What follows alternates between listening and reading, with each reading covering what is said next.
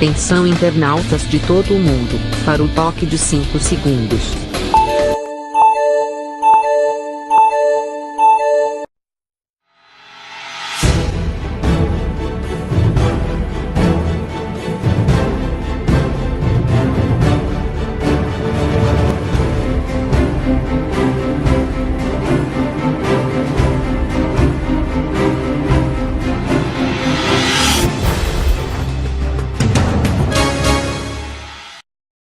Alô, gente amiga, começando mais um programa Sérgio Cruz aqui pela viamorena.com. No dia seguinte, a decisão da turma do Tribunal Regional Federal 3TF3 de São Paulo, que manteve o ex-governador André Putinelli, o filho dele e o advogado na prisão, né? Havia uma grande expectativa de que ele fosse solto ontem, né, nesse julgamento, e retomasse ou voltasse à campanha eleitoral, inclusive com a expectativa de voltar a assumir a candidatura para o governo do estado. Deu tudo errado, né? Não deu, a expectativa deu um reverso na expectativa e continua tudo como antes.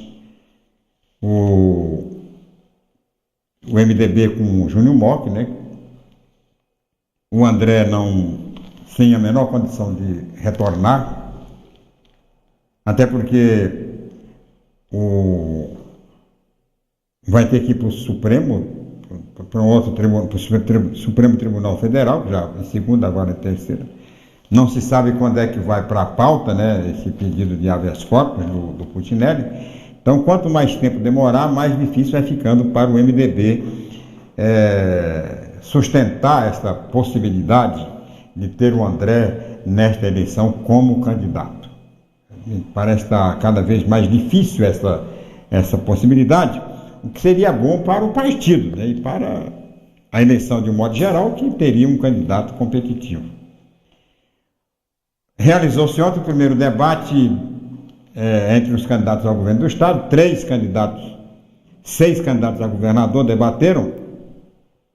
Eu quero mostrar no final, no segundo tempo do programa de hoje, na segunda meia hora, exatamente uma avaliação desse debate e tal, e mostrar 2 pontos, né, que eu queria discutir com vocês com relação ao que é dito, né, o que é verdade, o que não é verdade nessa campanha eleitoral, mitos, né, que se criaram e que terminaram ajudando ou prejudicando uns e outros. E quero, né, fazer aqui uma explicação sobre a situação financeira do Estado, né? Isso eu vou fazer no intervalo e quero que você acompanhe o programa e mande aqui as suas sugestões, suas ideias, seus palpites, suas críticas, porque está começando o programa Sérgio Cruz. E a grande notícia nacional de ontem, aliás, chocou o mundo inteiro, consternou pelo menos o mundo inteiro, pelo menos o mundo inteligente, foi o incêndio ao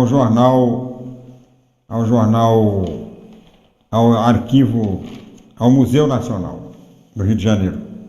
É o museu mais antigo do Brasil, ainda fundado por Dom João VI, quando chegou, fugido de Portugal, chegou ao Rio de Janeiro, e que tem um apreciável acervo que foi totalmente destruído pelo fogo. É claro, há um longo processo de tentar replicar, uma réplica do que foi tal, através dos arquivos, né, porque tudo aquilo estavam armazenados, e nem tudo dentro do museu, é claro, tinha muita coisa fora. Agora o pessoal vai refazer. Eu falei ontem aqui o desinteresse pela cultura no Brasil.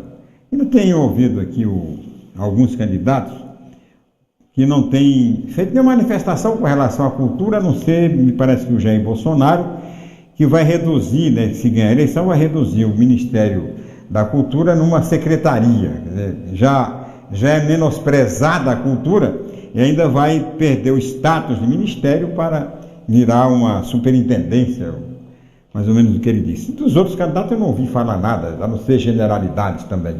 O Bolsonaro, pelo menos, foi muito pragmático, né? Né? Não vai funcionar como funciona hoje, tal. Também não explicou como é que vai funcionar no tempo dele. Agora, tudo bem. Eu até concordo com o Bolsonaro quando ele fala numa revisão geral desse negócio das ONGs, né? Das ONGs que se beneficiam da Lei Rouanet e outras coisas ligadas à cultura. Agora, é preciso que, ao suprimir essas sinecuras que foram criadas aí para beneficiar organizações, ONGs, né, organizações não governamentais, seja dada prioridade a uma política de manutenção, restauração ao nosso parque, né, cultural aí, aquilo que a gente existe principalmente museus, obras arquitetônicas, essa questão cultural, o governo criar como prioridade. Então, acho até que o governo financiar artista e tal, eu acho meio discutível, né? Questionável. Agora, manter museu, bibliotecas, mesmo com o desinteresse atual que existe em se frequentar esses ambientes, é uma obrigação, dever do Estado. O Estado não pode negligenciar, como aconteceu no Rio de Janeiro, que o museu era mantido pela Universidade Federal, e a Universidade Federal, diante dos contingenciamentos de verba, terminou não investindo no museu aquilo que deveria, né, o mínimo que deveria para assegurar, pelo menos garantir a segurança, né, a invulnerabilidade do prédio, com incêndio, com catástrofes, etc. Já que era um prédio antigo, mal cuidado, deveria ter toda a atenção do governo federal. Já que não vai dar dinheiro para a irmã do Chico Buarque fazer espetáculo, se o Chico Buarque gravar, tá, com o artista tal, para o Caetano Veloso, para o Gilberto Gil e tal, já que não vai dar dinheiro para artista, que também nem precisa, né, de que já tem vida própria, que ganha dinheiro fazendo shows, etc. tal, aplica esses recursos financeiros na manutenção desses monumentos históricos, né, dessas referências históricas que o Brasil tem. E não só lá no Rio de Janeiro, eu estou vendo aqui no Jornal Correio do Estado de hoje, que sem segurança contra incêndio e pânico, museus correm risco. Quer dizer, as casas, os museus de Campo Grande, como a casa do artesão, daqui aparece a casa do artesão, o Museu Zé Antônio Pereira, esses museus não têm nem licença dos bombeiros, né? Nem alvará dos bombeiros. É preciso que o governo, através das fundações e secretarias que cuidam desse patrimônio, tenha a responsabilidade de ter, né, uma atenção especial e redobrada para atender esse patrimônio. Para não acontecer o que aconteceu no Rio. Já pensou se acontece em Corumbá? Em Corumbá, nós temos o Casario do Porto. E é uma referência histórica extraordinária. São os monumentos arquitetônicos, né, vivos, que registram praticamente a história do estado de Mato Grosso do Sul, de Mato Grosso. Já pensou se pega fogo aqui lá? Se o fogo destrói um prédio, não é nem um conjunto, mas um prédio ali, histórico. É um prejuízo, é inestimável e que você não tem como resgatar. Então é preciso investir. Agora eu vejo, por exemplo, esse IPHAN, a dificuldade que esse IPHAN funciona aqui no estado de Mato Grosso do Sul. Você tem uma obra para você recuperar, restaurar aquela obra. É uma demora no dinheiro, não vem o dinheiro, não chega aí, encontra restrição. Não, por que vai investir nesse prédio velho se poderia investir? E o pessoal faz uma confusão do diabo da questão, mistura a questão cultural com a questão da lucratividade, com a questão do desenvolvimento, com a questão do progresso, né? imediato, quando na verdade o que se tem que ter é a preocupação em se manter, se construir o futuro, mas sem esquecer o passado. É importante a história, né? Tá aí, que muitos preservaram por muitos anos e que de repente, em 10, 20, 15 minutos, o fogo vem e leva. O debate de ontem, que eu vou enfocar daqui a pouco, vou falar sobre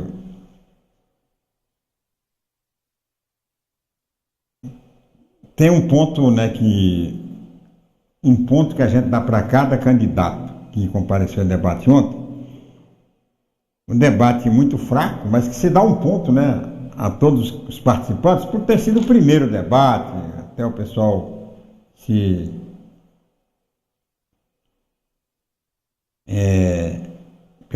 habituar, tal. O segundo debate, o pessoal já vai estar mais esperto, tal. Mas foi um debate. O que você achou do debate? Gostou do debate? Na sua opinião, quem foi que saiu-se melhor? Opinião sincera, nem que o seu candidato não tenha se saído muito bem e tal. Opinião sincera para a gente fazer uma avaliação. Quem que você acha que saiu melhor, do seu ponto de vista? Quem que respondeu melhor aquilo que você gostaria de perguntar? Use aí a área de mensagem do Facebook, que transmite esse programa ao vivo, para dar a sua opinião. A gente vai ver, né? Misturar a sua opinião com a minha e com a dos outros para ver. Está saindo estudo aí para venda da MS Gás, quer dizer, privatização da MS Gás. Quando se tocou a primeira vez em privatização, desestatização, muita gente reclama, não, vai privatizar a empresa. Olha, eu acho o seguinte, que o Estado não tem que ficar tocando o negócio, sem tucanar, sem nada. O Estado deve se restringir àquilo que ele tem obrigação de fazer, que é garantir educação, saúde, segurança e habitação e infraestrutura. Infraestrutura coletiva. Agora, eu não sei por que o Estado tem que explorar gás, né? Ao pré-sal, Petrobras. Eu não sei por que essas empresas têm que estar na mão do Estado. No Estado capitalista, né? Porque se fosse um Estado socialista, ainda justificava. Agora vive no Estado de economia aberta. Por que o Estado tem que tocar? Sem contar que o Estado é perverso, né? Nós tivemos aí a Petrobras, que foi o grande exemplo dessa perversidade do Estado. O Estado terminou. Quando o Estado tem governantes estadistas, governantes que pensam no presente e no futuro, até que poderia até justificar a presença de empresas estatais, né, as empresas estatais. Nós temos aqui a Vale do Rio Doce, a Companhia Siderúrgica Nacional, que foram privatizadas pelo Fernando Henrique, as Teles, né, que foram privatizadas pelo Fernando Henrique, e que deu certo. Você já pensou uma Embratel estatizada, como era na mão do Eduardo Cunha? Não estou aqui pregando, né, o neoliberalismo, mas tem coisas do neoliberalismo que tem que ser considerada, essa da privatização, e eu fui contra. Veja que na época do Fernando Henrique eu fui um dos insurgentes às privatizações. Claro, com as limitações. Eu achava que, por exemplo, o monopólio não poderia privatizar porque não existe monopólio privado, né? Não existia. Não existia. Mas hoje eu estou chegando à conclusão que o Estado simplesmente não pode ser um Estado empresarial. O Estado deve cuidar daquilo que ele pode atender. Vai cuidar da Petrobras, aí entrega para a mão dos veacos, dos bandidos, né, do Eduardo Cunha e companhia bela. Vai cuidar da Companhia Siderúrgica Nacional. Tem nada. O que tem o Estado em fabricar ferro, em fabricar aço? O que tem o Estado em produzir petróleo? Os países onde as companhias petrolíferas são estatizadas estão todos em crise. Venezuela em crise. Oriente Médio, Arábia, né, as Arábias, tudo em crise. Inclusive com a chamada Primavera Árabe. Já caiu o Gaddafi, está caindo o menino, o tirano da Síria. Por quê? Porque mantiveram a estatização do petróleo. Onde o petróleo não é estatizado, como Inglaterra, Estados Unidos principalmente, vai indo muito bem. Se o Brasil, no lugar de manter Passadina, no lugar de manter as plataformas e tal, transferisse isso para a iniciativa privada, é claro que o Estado, primeiro, se livraria da corrupção, da propinagem que há na Petrobras. Com o devido cuidado, para não entregar tudo também para o estrangeiro, né? Porque o grande mal é esse. A companhia, a Vale do Rio Doce, por exemplo, é empresa, né, mista, estrangeiro e tal. Esse cuidado de ter, né, uma parcela significativa, se possível, controle da companhia, da empresa, para os nacionais, para os grupos nacionais, é o ideal. Agora, não é possível o Estado ficar, né? O Estado que não pode pagar aposentado, Estado que não pode manter a saúde, Estado que deixa muito a desejar em matéria de segurança pública, principalmente de habitação popular e saúde. O Estado desse não pode se dar o luxo de ficar explorando petróleo e tomando prejuízo. O mais grave é que tem que pagar a conta da Petrobras, tomando prejuízo. Então, quando eu vejo esse MS Gás aqui, que o governo tentou esconder, não é privatização e tal. Tem nada a ver, vai privatizar, privatiza, meu. Está sendo feito um estudo. Se o estudo concluir que a privatização é o melhor negócio, que faça a privatização. Ninguém vai morrer por causa disso e pode, inclusive, incrementar a MS Gás, né, que hoje é sócia da Petrobras, incrementar de modo a fazer uma comercialização independente, que a empresa privatizada negocie direto com o governo da Bolívia. Porque o que existe hoje, com esse negócio do gás, é um paternalismo do diabo. É o governo brasileiro subsidiando o gás, subsidiando a produção boliviana, que não tem nada a ver, nós não temos nada a ver com isso, nós temos que comprar o gás da Bolívia. E o gás que a Bolívia está vendendo hoje é muito caro. Caríssimo, é caro demais. Inviabilizou, inclusive, o gás veicular, que era um dos objetivos principais do gás encanado. Hoje não se tem mais, inviabilizou definitivamente o uso do gás, até porque ninguém quis mais fazer instalação. As empresas estavam adaptando o botijão, né, nos carros e acabou tudo isso aí. Por quê? Porque o gás é muito caro.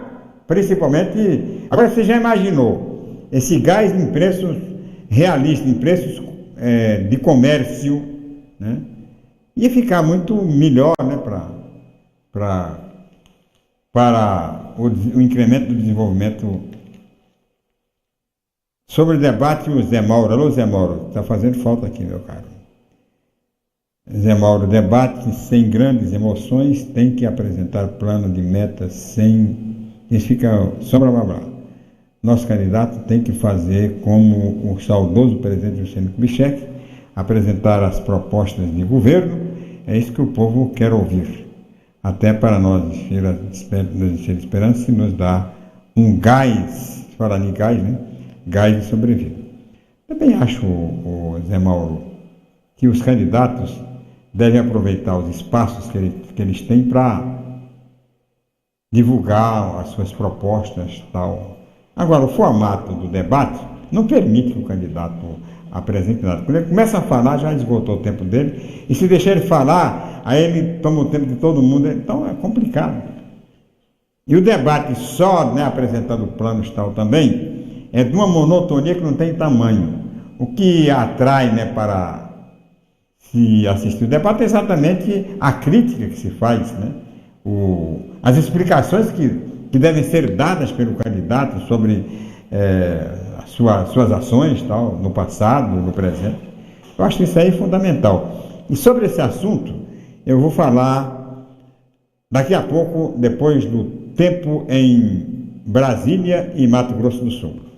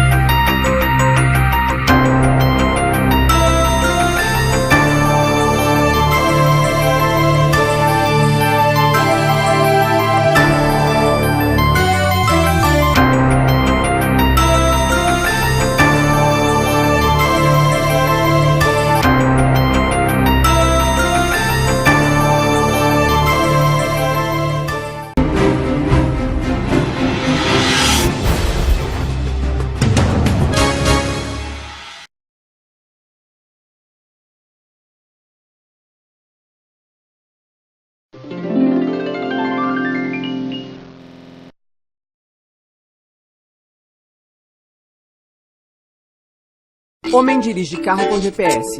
A 500 metros, vire à direita. À direita não, vire à esquerda.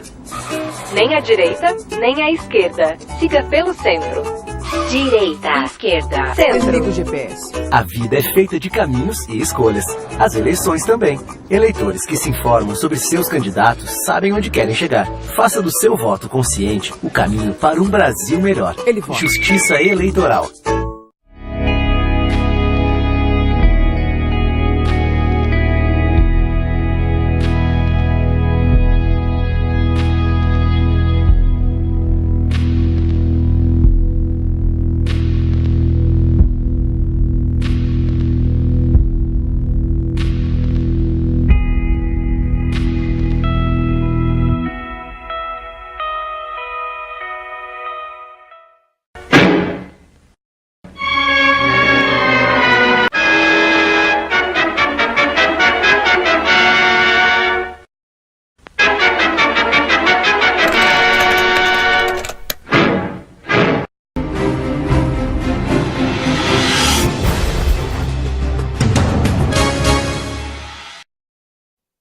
Muito bem, voltando com o programa Sérgio Cruz aqui pela viamorena.com. O debate de ontem, já falei, foi um debate morno, né? O primeiro debate, os candidatos nervosos, né? Ainda sem o norte, sem uma plataforma definida, né? de candidaturas e tal. Aqui o Zé Mauro. Não é toda a privatização que é boa para a população. Tipo, a Noroeste foi um caos para nós, sul-mato-grossenses. Bem lembrado. Realmente a Noroeste... Bom, a Noroeste não foi necessariamente uma privatização. foi um aluguel, né? Que valeu por uma privatização.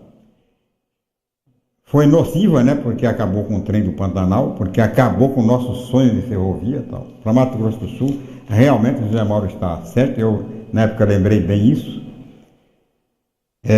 A privatização não foi boa para Mato Grosso do Sul. Mas se não houvesse privatização, o José Mauro também não ia para lugar nenhum, porque essa Noroeste aí, se não forem grandes investimentos, inclusive para mudar a bitola, não vai para lugar nenhum. Essa Noroeste aí, ela vai servir muito daqui para Corumbá, para o trem do Pantanal. Se decidir reativar o trem do Pantanal, pode servir. Sabe por quê? Porque com essa bitola aí, o trem não anda mais que 30 por hora.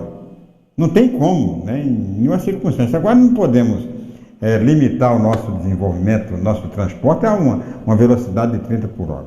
E nesta bitola aí, com esse mundo de curva que tem principalmente entre Campo Grande e Três Lagoas, não vai para lugar nenhum. Era sabido que ia dar no que deu. E demorou muito para acabar. A Rumo, a empresa que ganhou a concessão aí, ainda demorou muito tempo para acabar. Era para ter acabado muito. Se tivesse ficado na mão da Rede Ferroviária Federal, tinha acabado há muito mais tempo. Por quê? Primeiro porque a bitola não permite. Eu tenho falado isso com até com uma certa impertinência. A bitola da Noroeste não comporta o transporte necessário para o Mato Grosso do Sul. As curvas da Noroeste, entre Campo Grande e Três Lagoas, inviabilizam o transporte. Teria que fazer uma linha reta de Campo Grande para Três Lagoas para compensar. Nós temos quase 100 quilômetros de curva. É um absurdo.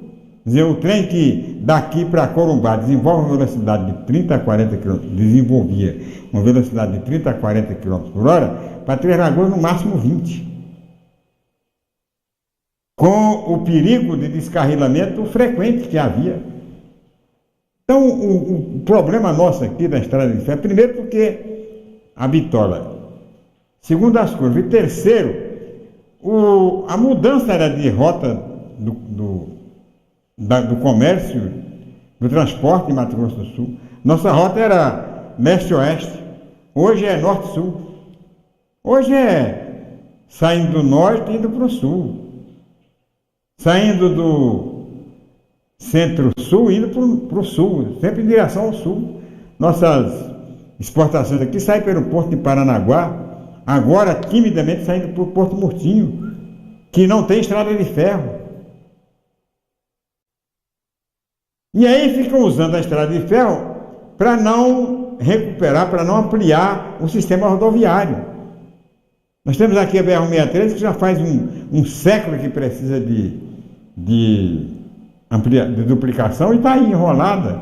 Temos pelo menos duas BRs, a BR-262 e a BR-267, que precisam de duplicação e que não são duplicadas.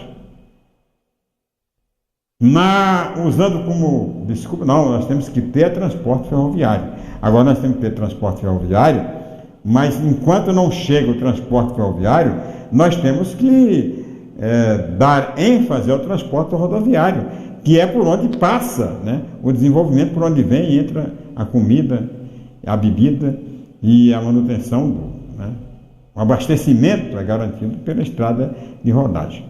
Bem, mas voltando a falar do debate. Então, foi um debate morno, que a gente espera que o próximo debate seja mais animado. É claro que essa história de que o espaço tem que ser usado para propostas e tal, é muito bom. Mas o espaço deve ser usado também para lembrar, né, para mostrar ao eleitor quem é o candidato, quem é o adversário. O meu adversário é esse, tal. Eu quero mostrar para vocês o início do debate, as primeiras declarações do governador Reinaldo Azambuja. Depois vamos comentar. Cada candidato tem 3 minutos para se apresentar pela ordem determinada por sorteio, que aconteceu pouco antes do início. E o primeiro candidato, de acordo com esse sorteio, realizado é Reinaldo Azambuja, que tem, por favor, 3 minutos para se apresentar. Quero cumprimentar a todos os nossos adversários que estão aqui, saudar a Mídia Max, a TV Bandeirantes e a todos os órgãos de imprensa, a importância do debate para a gente posicionar as ideias, mostrar ali o cumprimento e as propostas de cada um.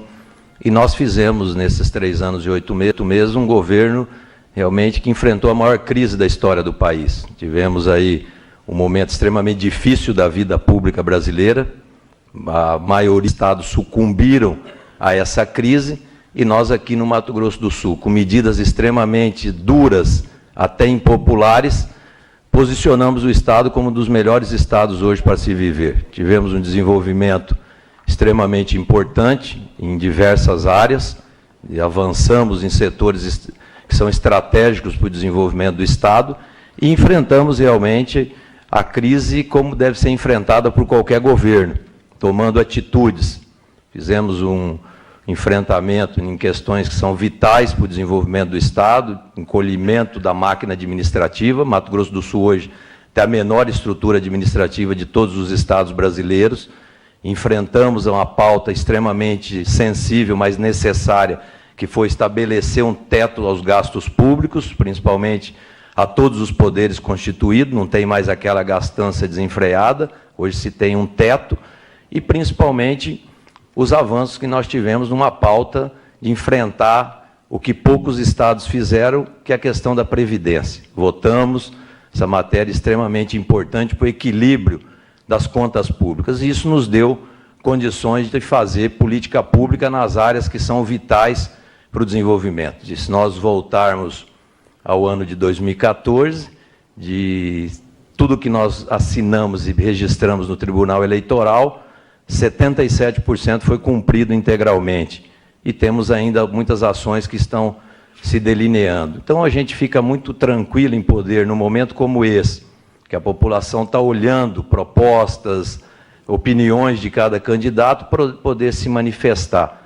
Gostaria que... Eu não estou acompanhando o cronômetro. Nós estamos sem o marcador de tempo. E fica muito difícil a gente pautar o tempo, né? Para, se pudesse alguém, pelo menos, nos posicionar quanto tempo falta, até porque você fica meio perdido aqui sem o cronômetro para te pautar o tempo. Então, a gente gostaria de desejar que nós tenhamos aqui essa noite um debate de ideias, de propostas, que acho que é o objetivo de todos que estão aqui, poder colocar qual o seu pensamento para o desenvolvimento do Mato Grosso do Sul, o que quer discutir de temas extremamente relevantes para a sociedade do nosso estado, e principalmente nos avanços extraordinários que nós tivemos nos 3 anos e 8 meses. Mesmo enquanto nós vimos a derrocada e o caos de alguns estados, aqui nós avançamos em políticas públicas importantíssimas. Muito obrigado, candidato.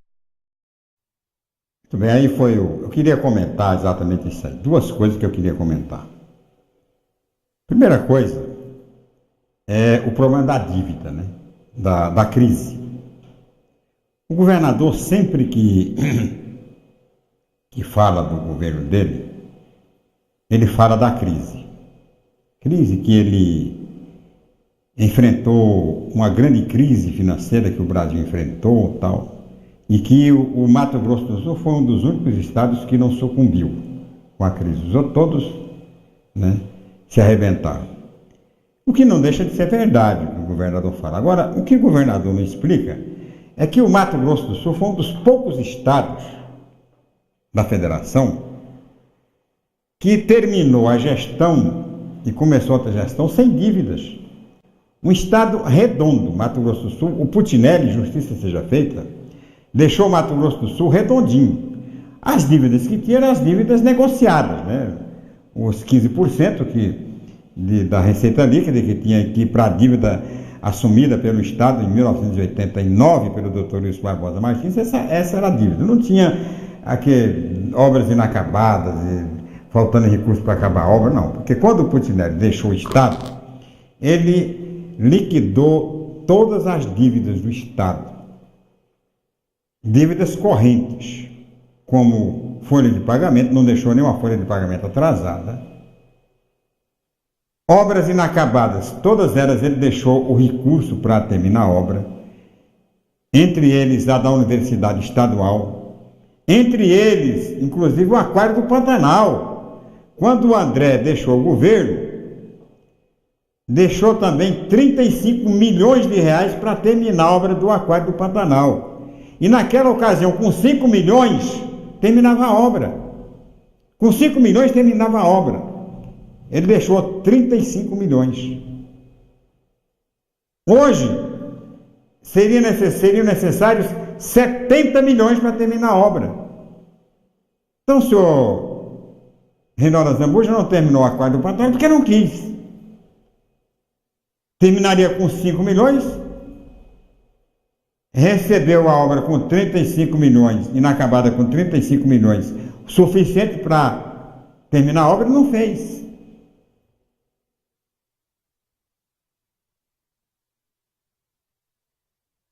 Não fez. Assim como a crise, o Mato Grosso do Sul não teve crise para o nosso estado. A crise não chegou aqui, para o governo. Inclusive foi beneficiário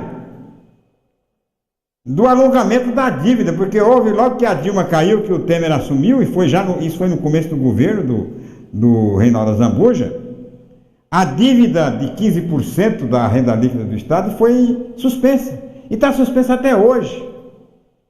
O governador tem que pagar um pouco de empréstimo ao BNDES, né, que não é dívida negociada anteriormente, uma dívida feita ainda no governo do Putinelli, e nada mais.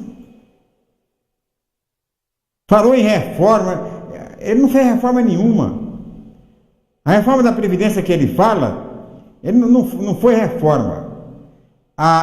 Piorou a Previdência depois da medida que ele tomou, que foi ter acesso ao fundo ouro, ao fundo prêmio da Previdência. Era o dinheiro que ficava lá para garantir a aposentadoria das pessoas, dos funcionários. Ele pegou aquele dinheiro para quê? Para pagar o 13º do ano passado. Ele só conseguiu pagar o 13º porque ele, foi lá no fundo que era da Previdência, era recurso vinculado da Previdência Social para pagar a aposentadoria. Ele foi lá e sacou essa grana com a aprovação da Assembleia Legislativa.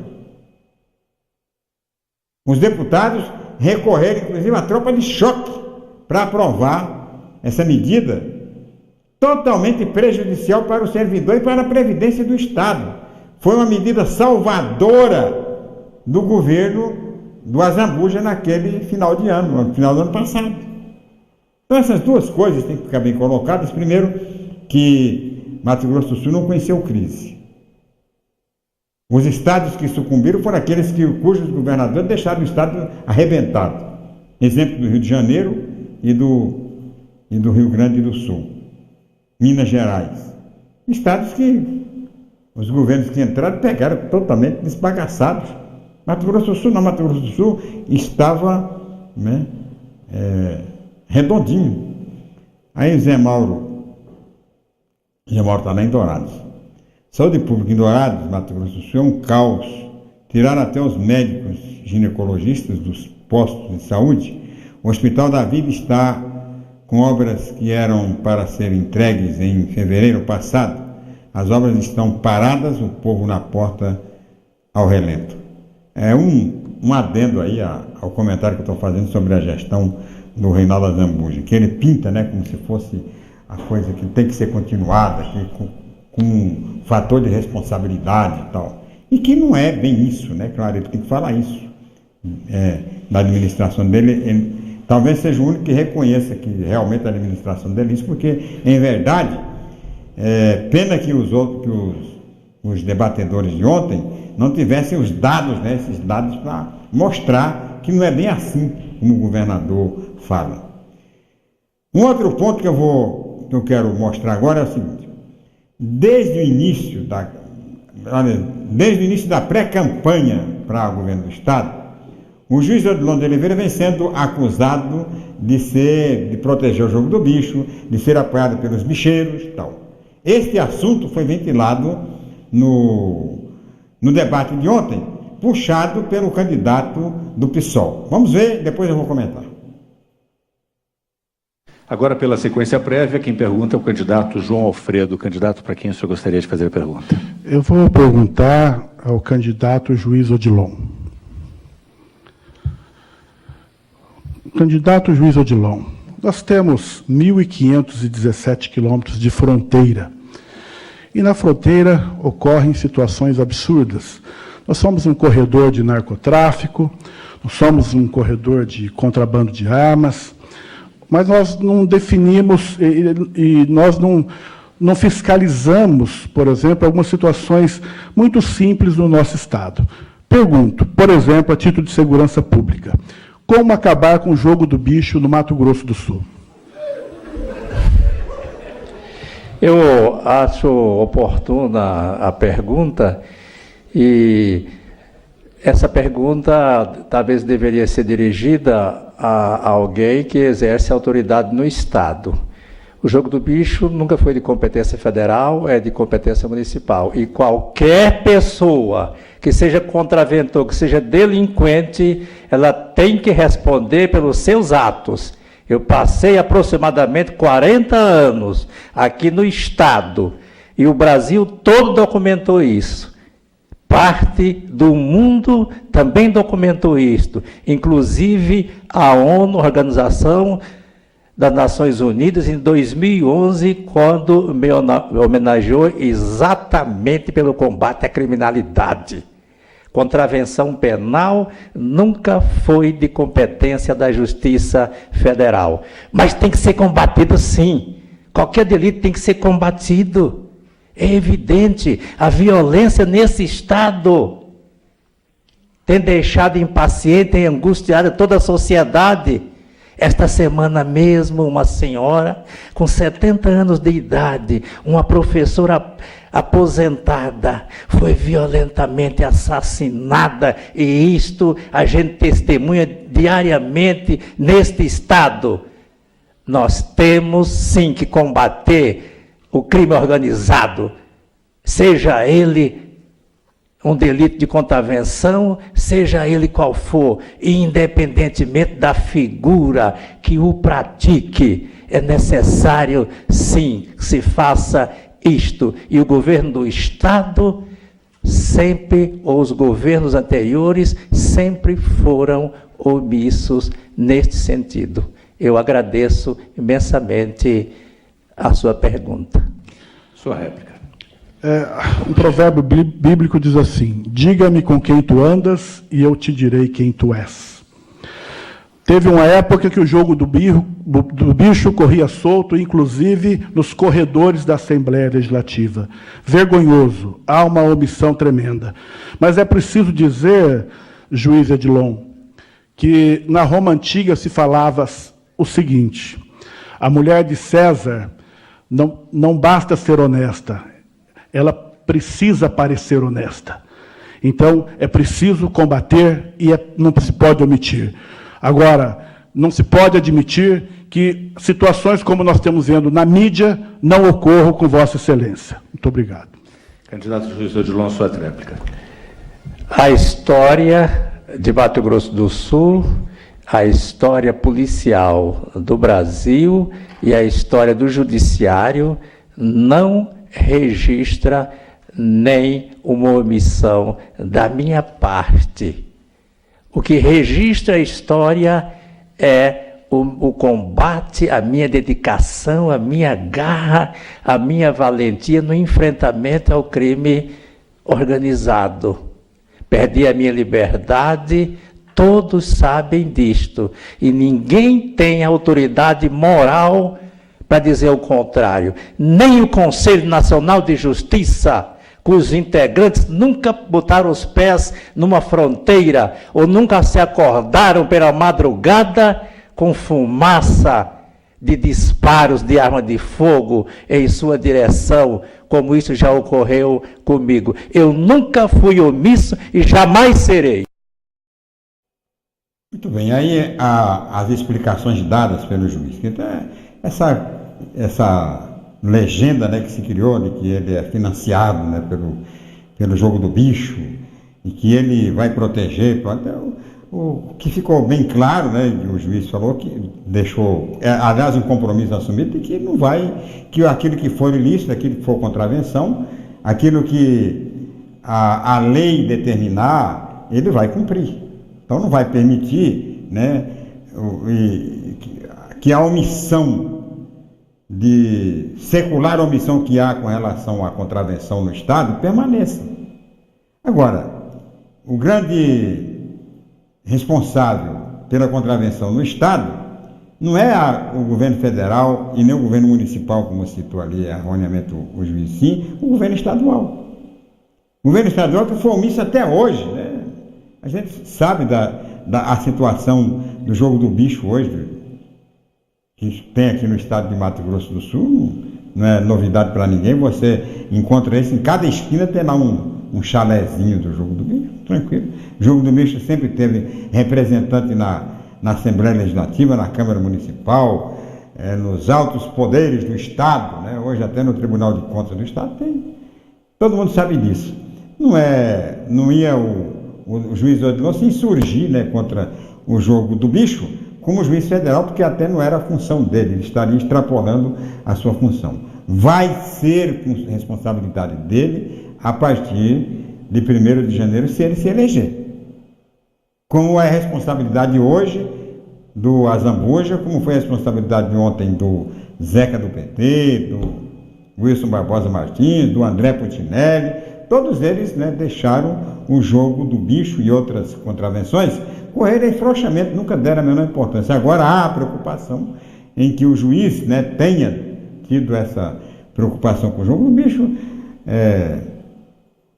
surgiu esse... Né, e a única coisa que tem hoje que pesa contra o juiz é exatamente esse eventual possível, hipotético envolvimento com o jogo do bicho, que ele acaba de mostrar que não vai tolerar nenhum tipo de contravenção se ganhar a eleição. Isso é um compromisso do governo que a gente vai cobrar aqui, neste programa.